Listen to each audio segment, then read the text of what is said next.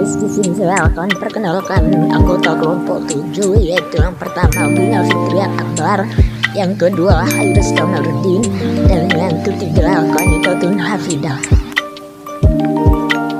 Oke ya guys, langsung saja pada penjelasan. Masa dewasa, awal, pertengahan, akhir. Pertama, perkembangan fisik, kognitif, dan sosial emosional. Dewasa awal. Assalamualaikum warahmatullahi wabarakatuh. Di sini saya akan menjelaskan tentang perkembangan masa dewasa awal. Perkembangan dewasa awal memiliki masa transisi. Yang pertama yaitu masa transisi dari remaja menuju dewasa dan masa transisi sekolah menuju perguruan tinggi. Perkembangan fisik dewasa awal yaitu puncak performa fisik dalam kehidupan, biasanya berlangsung pada usia 19 sampai 26 tahun. Jenis kesehatan fisik yang buruk seperti obesitas, alkohol, pengaruh alkohol, dan obat-obatan serta rokok. Olahraga juga akan membantu secara cukup dan teratur, membantu kesehatan secara fisik maupun psikologis. Perkembangan kognitif pada masa dewasa awal. Perkembangan masa dewasa awal tidak jauh berbeda dengan masa remaja. Pada masa dewasa awal, idealisme yang terdapat pada tahap operasional formal mengalami kemunduran dan digantikan dengan pola pikir yang lebih realistis dan pragmatis. Beberapa ahli mengusulkan masa dewasa adalah tahap kognitif post-formal.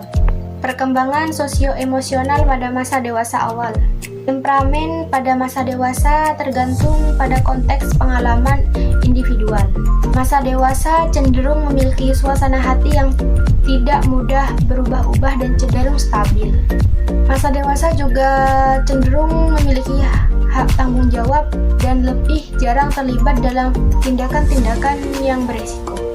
Persahabatan memiliki konteks paling penting dalam masa dewasa. Akhirnya hubungan percintaan pada umumnya berdampak negatif dan traumatis. Biasanya kan banyak terjadi bunuh diri atau melukai diri sendiri. Sekian dari saya, kurang lebihnya mohon maaf. Wassalamualaikum warahmatullahi wabarakatuh. Kedua, perkembangan fisik, kognitif, dan sosial emosional. Dewasa pertengahan. Assalamualaikum warahmatullahi wabarakatuh. Di sini saya akan menjelaskan tentang masa dewasa pertengahan. Masa dewasa pertengahan juga disebut dengan usia parubaya. Usia dewasa pertengahan dimulai dari 40 sampai 45 tahun dan berakhir pada 60 sampai 65 tahun.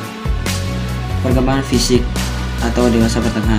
Faktor-faktor genetik dan gaya hidup berperan penting dalam menentukan apakah dan kapankah penyakit kronik akan muncul.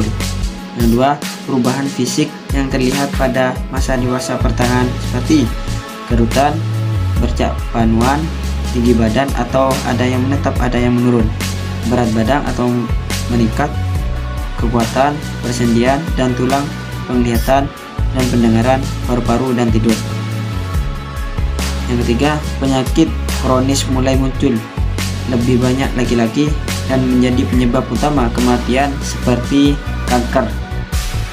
5. Sistem kekebalan tubuh menurun. Yang perkembangan fisik dewasa pertengahan. Aktivitas seksual masa dewasa pertengahan lebih jarang, tetapi minat terhadap seks tetap sedang dan tinggi. Perkembangan kognitif dewasa tengah. Penurunan pada fluid intelligence atau kemampuan penalaran abstrak dan kenaikan pada atau memudahkan informasi dan keterampilan. Yang kedua, terdapat penurunan di sejumlah fungsi kognitif, penurunan dalam memproses informasi, dan penurunan memori atau daya ingat. Terdapat meningkatkan keahlian di masa dewasa tengah. Perkembangan sosio-emosional atau dewasa menengah. Yang pertama, kehidupan masa dewasa awal dan menengah lebih banyak tekanan dan memicu stres. Yang kedua, masa dewasa memiliki perubahan sifat kepribadian yang lebih positif dan memiliki keamatan sosial. Yang ketiga, muncul cinta afektif khususnya dalam pernikahan yang berlangsung selama bertahun-tahun sehingga menurunkan tingkat perceraian. Yang keempat, persahabatan tetap penting di usia parubaya. Yang kelima, terdapat relasi yang kuat dengan keluarga dan saudara kandung. Cukup sekian dari saya. Wassalamualaikum warahmatullahi wabarakatuh. Ketiga, perkembangan fisik, kognitif, dan sosio-emosional. Dewasa akhir. Assalamualaikum warahmatullahi wabarakatuh. Di sini saya akan menjelaskan tentang perkembangan fisik, perkembangan kognitif, dan perkembangan sosio-emosional pada masa dewasa akhir. Jadi yang pertama di sini saya akan menyebutkan beberapa perkembangan fisik pada masa dewasa akhir, yaitu yang pertama, sistem kekebalan tubuhnya itu mulai menurun, kulit mulai berkeriput, dan setelah 60 tahun berat tubuhnya itu mulai berkurang karena jumlah ototnya itu menurun. Jadi pada perkembangan fisik masa dewasa akhir ini, penyakit yang sering sudah muncul, penyakit yang sering mengganggu penglihatan mata seperti kayak katarak, glaukoma, dan degenerasi makular seperti itu. Dan juga terjadinya penurunan pada penciuman dan cita rasa. Terus pada masa dewasa akhir ini sering terjadi mengalami penyakit yang namanya penyakit kronis. Yang kedua yaitu saya akan menyebutkan beberapa perkembangan kognitif pada masa dewasa akhir. Yang pertama yaitu perkembangan kognitif pada usia dewasa akhir ini pada umumnya sangat mengalami penurunan. Seperti penurunan keterampilan dalam berbahasa.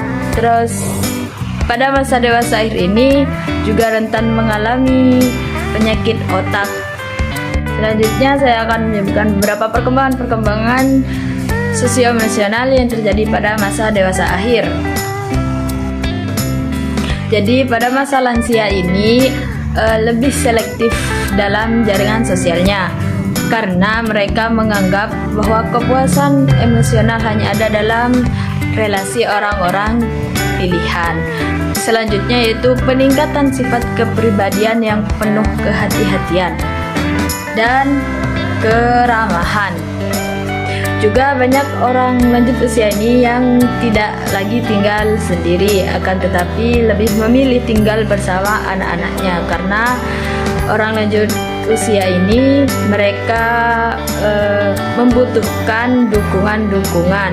Pada lanjut usia ini kadang terjadi perasaan yang kayak tidak dibutuhkan lagi kayak gitu ya guys ya. Jadi mungkin hanya itu saja yang dapat saya sampaikan tentang perkembangan fisik, kognitif, dan sosio-emosional pada masa dewasa akhir. Bye bye. Assalamualaikum.